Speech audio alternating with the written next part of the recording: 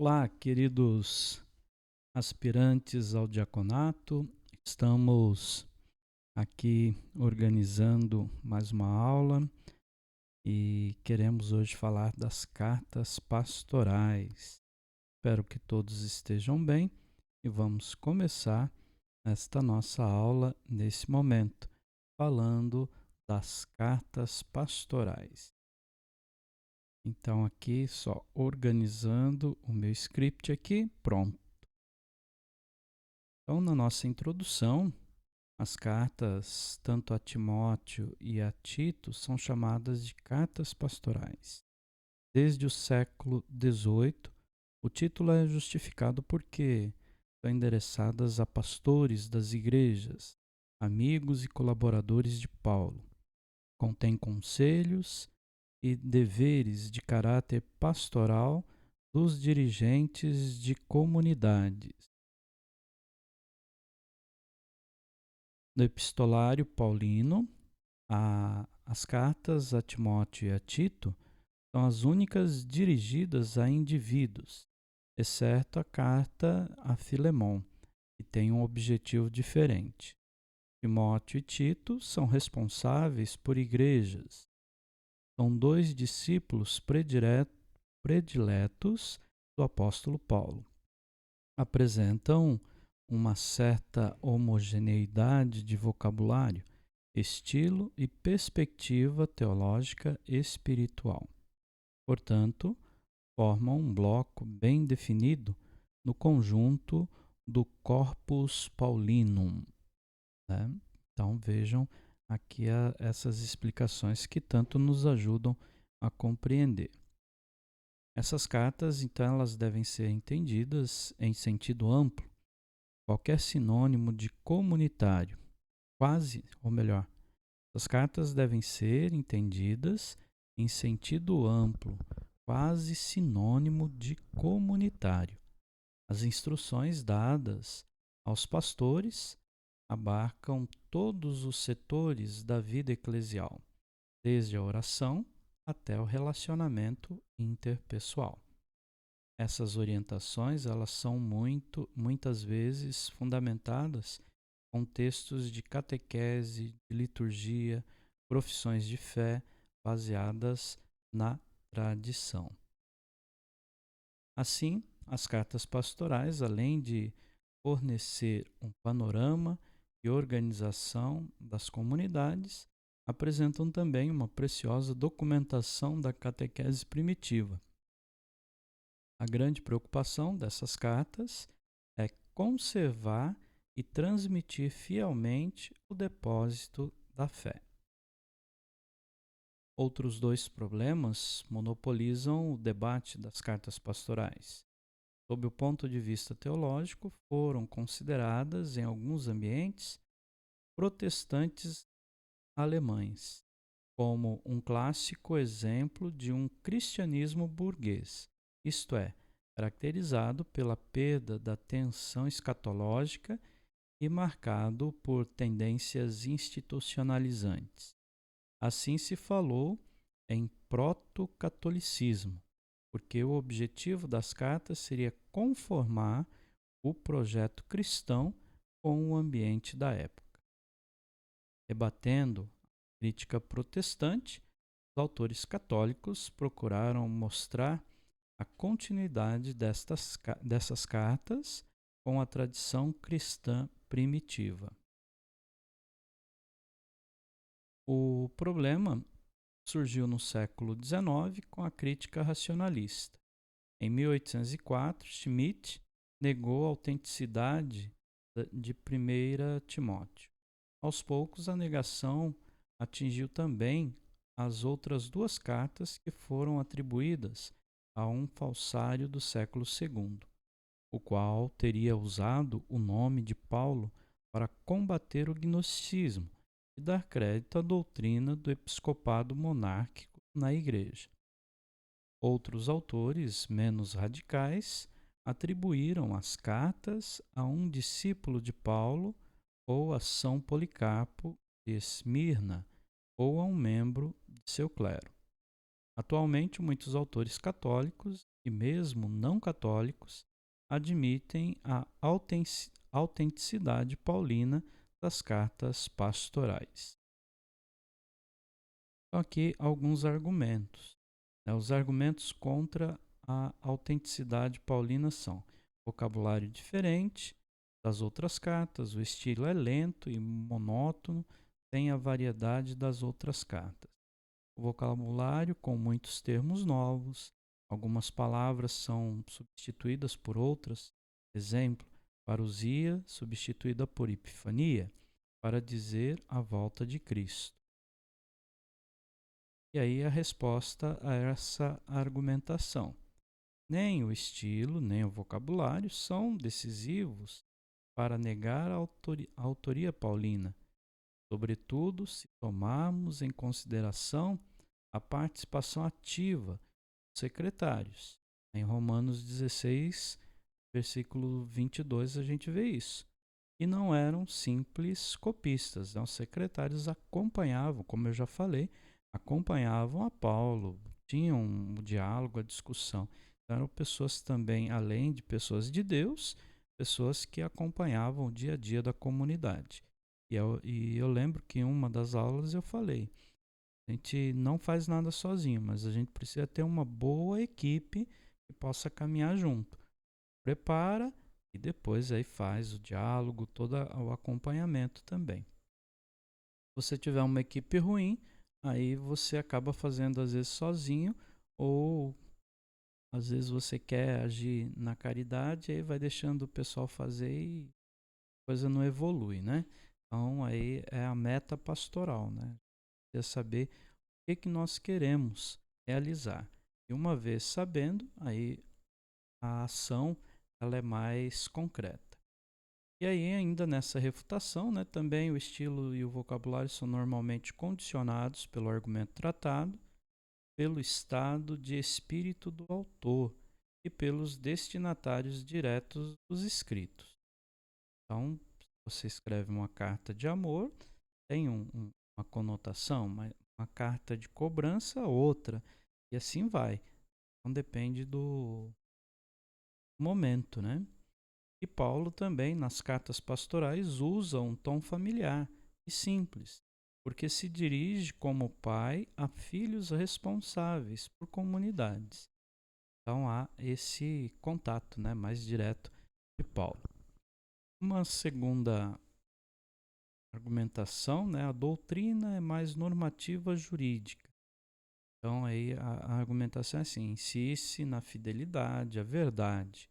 A fé é vista como um conjunto de verdades a qual se deve crer, e não como adesão à pessoa de Cristo. E a resposta a essa argumentação é a seguinte: sem dúvida, a doutrina das pastorais é muito mais pobre e ao tipo prático normativo. Mas isso depende do objetivo que o autor quer alcançar e das circunstâncias históricas em que ele escreve. Pois uma terceira ideia, os erros combatidos seria o gnosticismo na forma de que assumiu no século II. Os hereges possuem uma mentalidade dualista. Dá-se mais importância ao aspecto intelectual da fé do que às obras.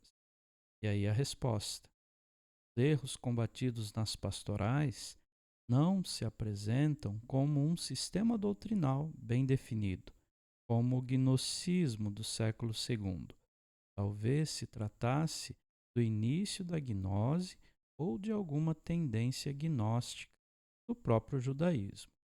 E aí, para você que não sabe o que é gnosticismo, aí depois a gente vai no presencial aqui ter esse momento, né? Trabalhar esses outros termos para você tirar sua dúvida também, certo?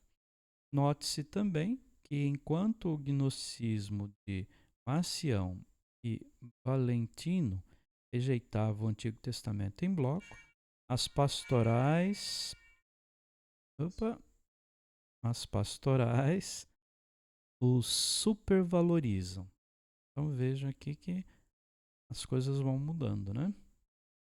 E depois, mais uma uma questão, a organização eclesiástica seria muito desenvolvida. Então, prevalece a igreja das estruturas no lugar da igreja carismática.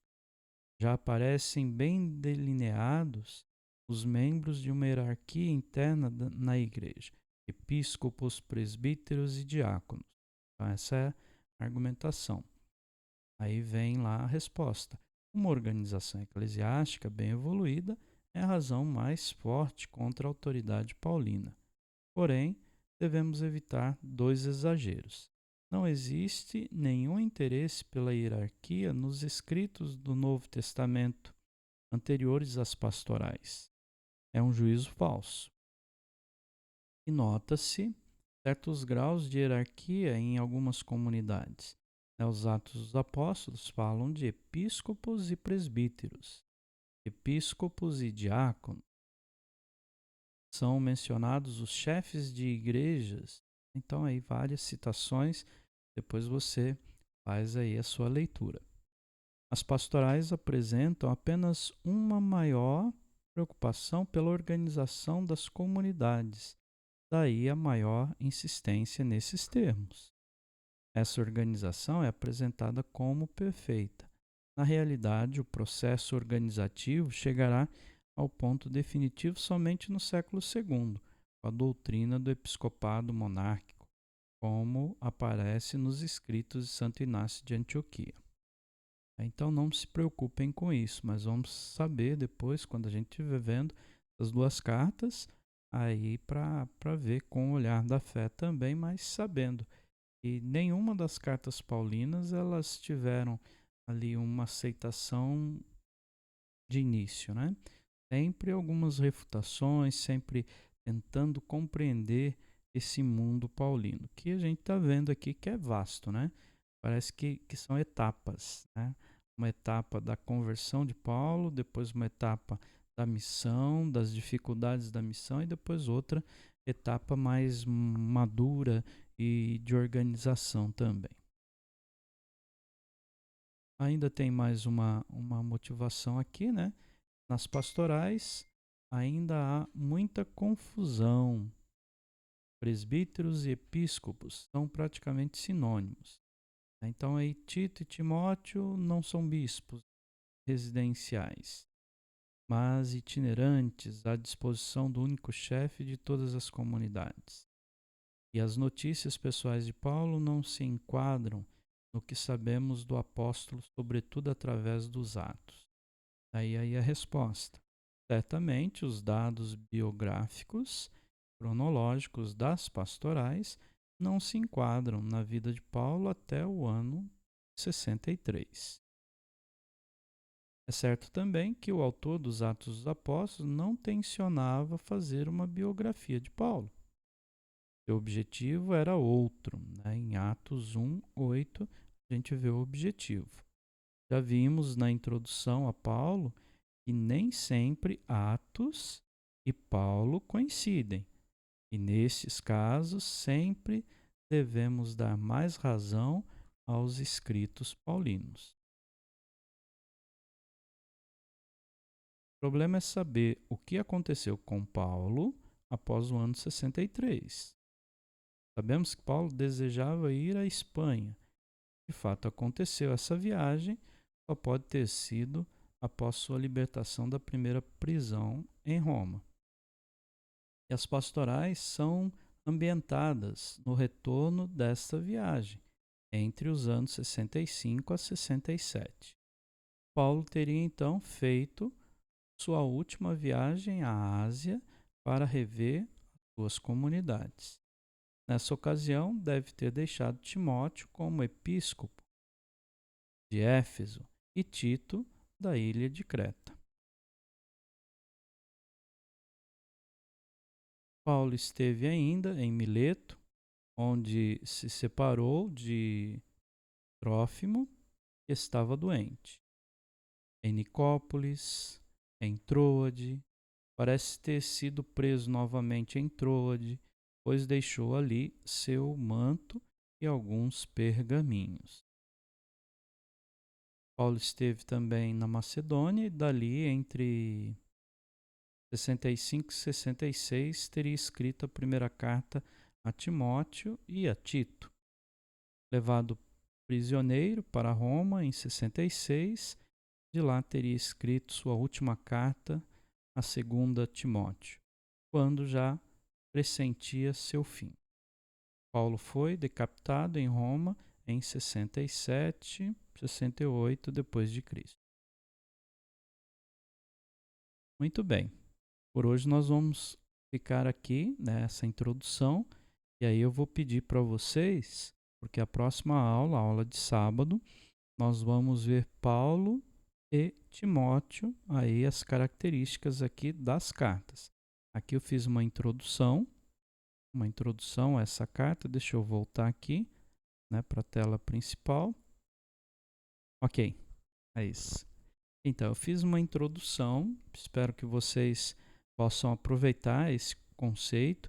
Quando a gente fala o que os teólogos, o que outros grupos pensaram, isso aqui não é para confundir a cabeça de ninguém. É para a gente saber que são coisas que têm interesse, muito interesse da humanidade. E o que não tem interesse, ninguém se preocupa. Agora, o que tem interesse, as pessoas começam a estudar. E é bom porque isso clarifica a mensagem que é sempre Cristo, né? A mensagem principal é falar de Cristo. Então, Paulo nunca negou e sempre se motivou. Ele falou que viver para mim é Cristo. Então, essa é a proposta de Paulo. E aí, quando a gente vê muitas informações, isso é para nos ajudar também, né? A saber tirar a mensagem, a saber que Paulo, naquele tempo, teve dificuldades e mesmo depois a gente vê algumas dificuldades de interpretação, de justificativas, mas a palavra de Deus, quando a gente vê com a fé, aí com certeza ela nos ajuda, né? Vai nos motivando nessa mudança, ok? Então, tarefa de casa, leiam as cartas, né, de Tito e Timóteo para que possamos conversar no sábado. Um abraço a todos vocês, fiquem com Deus e até mais.